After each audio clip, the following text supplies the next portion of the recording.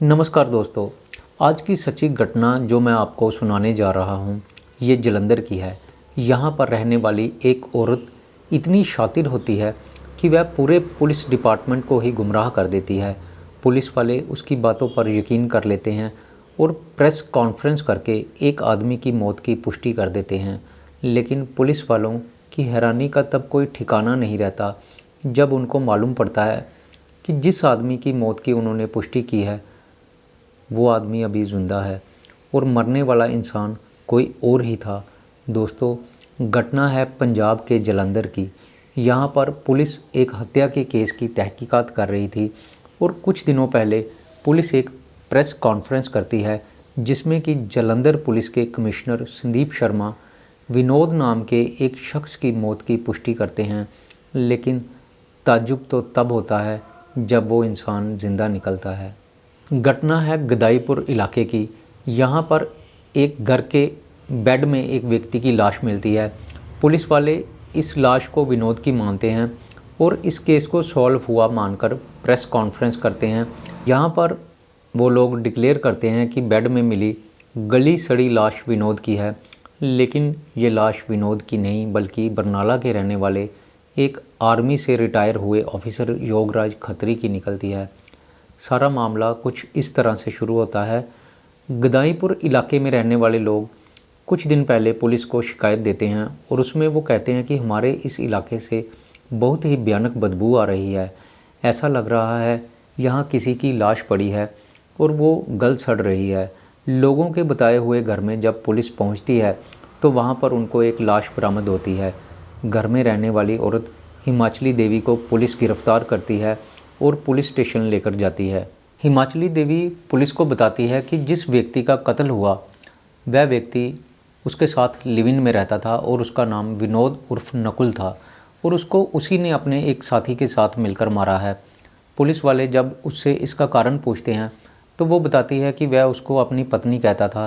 वह सभी लोगों को कहता था कि हिमाचली देवी उसकी पत्नी है, जबकि उस औरत के साथ उसने शादी नहीं की थी। तो वो बताती है कि उसकी इस हरकतों के कारण उसको बहुत ज़्यादा गुस्सा आता था। हिमाचली देवी कहती है कि इसलिए मैंने एक दिन उसकी शराब में जहर मिला दिया और उसने जैसे ही वो शराब पी वो बेहोश हो गया और थोड़ी देर बाद उसकी मौत हो जाती है। फिर मैंने अपने एक साथी के साथ मिलकर उसका शव बेड में डाल दिया। वो बताती है कि उसको सिर्फ़ इसी बात पर गुस्सा आता था कि वो सबके सामने उसको अपनी पत्नी कहता था और इसी गुस्से के कारण एक दिन वो विनोद की हत्या कर देती है। लेकिन ये सच नहीं था, वो औरत झूठ बोल रही थी। बरनाला पुलिस जब एक व्यक्ति की गुमशुदगी की रिपोर्ट लिखती है तो और उसकी तलाश करते हुए जलंधर तक वो पहुंचते हैं, तब जाकर इस सारे मामले का खुलासा हो पाता है। हिमाचली देवी इतनी शातिर औरत थी कि कुछ दिन पहले उसने गुदाईपुर जहाँ पर वो रहती थी वहाँ पर अपने आसपास की कई दुकानों से थोड़ा थोड़ा करके तकरीबन 40 पैकेट नमक के खरीदे। उसका ये ख्याल था कि हत्या करने के बाद लाश पर नमक डाल देंगे जिससे कि लाश गल जाएगी और आस पड़ोस में इसकी बदबू भी नहीं फैलेगी। लेकिन ऐसा होता नहीं है। जब वो मर्डर करती है लाश सड़ने लगती है और इसकी बदबू आसपास के एरिया में फैलने लगती है। हिमाचली देवी की प्लानिंग फेल हो जाती है और बदबू से आसपास के लोगों को शक हो जाता है। वह पुलिस को सूचना देते हैं जिससे कि पुलिस मौके वाली जगह पर पहुंचती है और इस हत्याकांड का खुलासा हो जाता है। पुलिस वाले इस केस को सॉल्व हुआ मान रहे थे। पुलिस वाले एक प्रेस कॉन्फ्रेंस करते हैं जिसमें कि जॉइंट कमिश्नर सारी बात का खुलासा करते हुए बोलते हैं कि हिमाचली देवी ने अपने लिव इन पार्टनर विनोद से लड़ाई झगड़ा किया क्योंकि विनोद उसको सबके सामने अपनी बीवी जाहिर करता था, इसलिए उसने शराब में उसको जहर दे दिया जिससे कि विनोद कुमार की मौत हो गई। और उसके बाद उसने अपने घर में उसकी लाश बेड में रख दी। उसके जो मकान मालिक था सनोज, उसको वो सारी जानकारी देती है। सनोज ने और हिमाचली देवी ने मिलकर विनोद की लाश को ठिकाने लगाया और उसको बेड में डालकर उसके ऊपर नमक डाल दिया। संदीप शर्मा कहते हैं कि महिला उस आदमी के साथ लिव इन में थी लेकिन उसकी शादी नहीं हुई थी और अब वो उस आदमी के साथ नहीं रहना चाहती थी, इसलिए उसने उससे छुटकारा पाने के लिए उस आदमी का कत्ल कर दिया।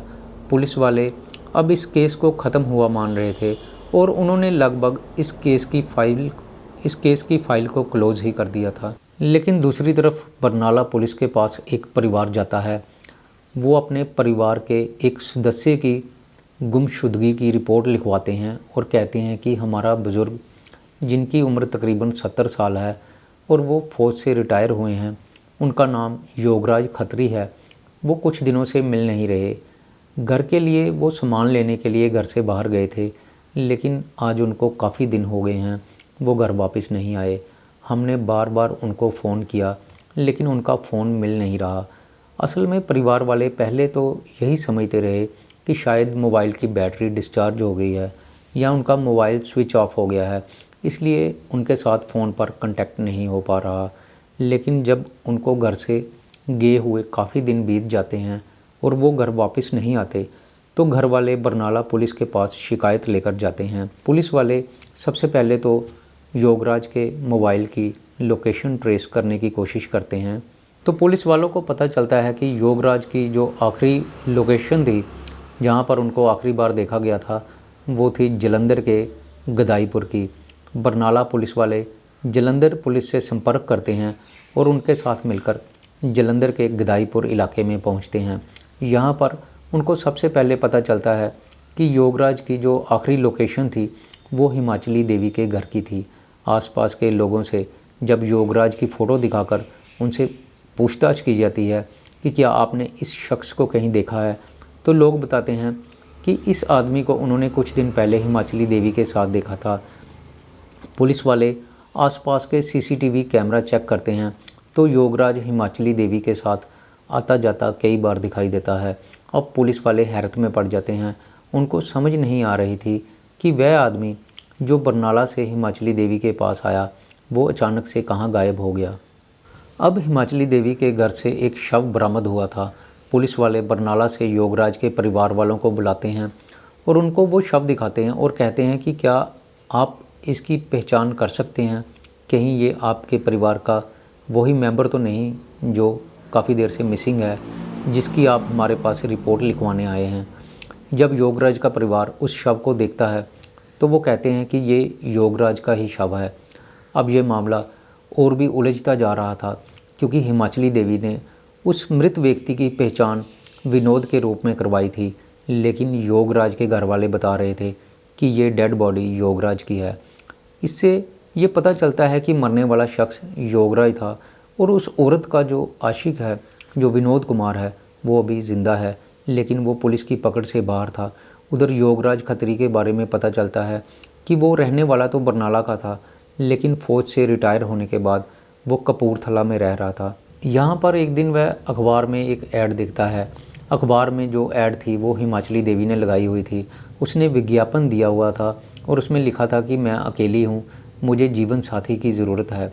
योगराज जब ये ऐड पढ़ता है तो वो हिमाचली देवी से संपर्क करता है और उसके बाद वो जलंधर उसके पास जाता है। दोनों एक दूसरे का फ़ोन नंबर लेते हैं और इस तरह से दोनों के बीच संबंध बन जाते हैं।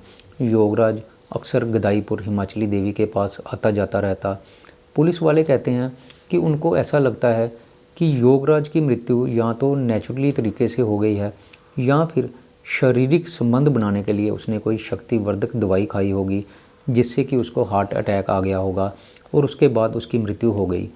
हिमाचली देवी बहुत ही क्रिमिनल माइंडेड लेडी है। आसपास के लोग दबी जुबान में अभी कह रहे हैं कि हो सकता है कि हमारे आसपास जो कई और इस तरह के आपराधिक मामले हुए हैं उसमें भी हिमाचली देवी का ही हाथ हो। कुछ दिन पहले एक बुज़ुर्ग को हिमाचली देवी ने बंधक बनाकर रखा हुआ था और वह उसके साथ टॉर्चर करती थी, यहाँ तक कि उसने उसके गुप्तांग को भी गर्म प्रेस से जला दिया था। वह बुज़ुर्ग आदमी जब पुलिस के पास रिपोर्ट दर्ज करवाने पहुँचता है तो पुलिस वाले पहले तो उसकी रिपोर्ट लिख लेते हैं, FIR कर लेते हैं, लेकिन हिमाचली देवी उस बुज़ुर्ग को धमकी देती है कि अगर तुमने रिपोर्ट वापस नहीं ली तो मैं तुम्हें झूठे रेप के केस में अंदर करवा दूंगी। अब वह बुज़ुर्ग डर के मारे पुलिस से अपनी रिपोर्ट वापस ले लेता है, लेकिन ये मामला पुलिस के और आसपास के लोगों के संज्ञान में आ जाता है। इस तरह से कुछ और मामले भी आसपास के एरिया में पिछले कुछ दिनों से सामने आ रहे थे। गदाईपुर के एक खाली प्लाट में पिछले दिनों एक नर कंकाल मिला था। उसकी अभी तक पहचान नहीं हो पाई। गला सड़ा शव था और सिर्फ उसकी हड्डियां ही रह गई थी। अब लोगों को और पुलिस वालों को भी यही शक है कि कहीं उस कंकाल के मिलने के पीछे भी हिमाचली देवी का ही हाथ तो नहीं है, क्योंकि जिस पैटर्न से हिमाचली देवी ने योगराज खत्री की हत्या करके उसके शव को गलाने की कोशिश की, लोगों को ऐसा ही लग रहा है कि कहीं इससे पहले जो कंकाल खाली प्लाटों में मिला था, कहीं उसकी भी हत्या हिमाचली देवी ने करके उसके शव को गलाकर यहाँ पर तो नहीं फेंक दिया। फिलहाल पुलिस वाले इस केस को अभी तक सुलझा नहीं पाए, क्योंकि हिमाचली देवी इतनी शातिर है कि वो बार बार अपने बयान बदल रही है। दूसरी तरफ विनोद कुमार, जिसको कि उसने मृत बताया था, वह अभी भी पुलिस की गिरफ्त से बाहर है।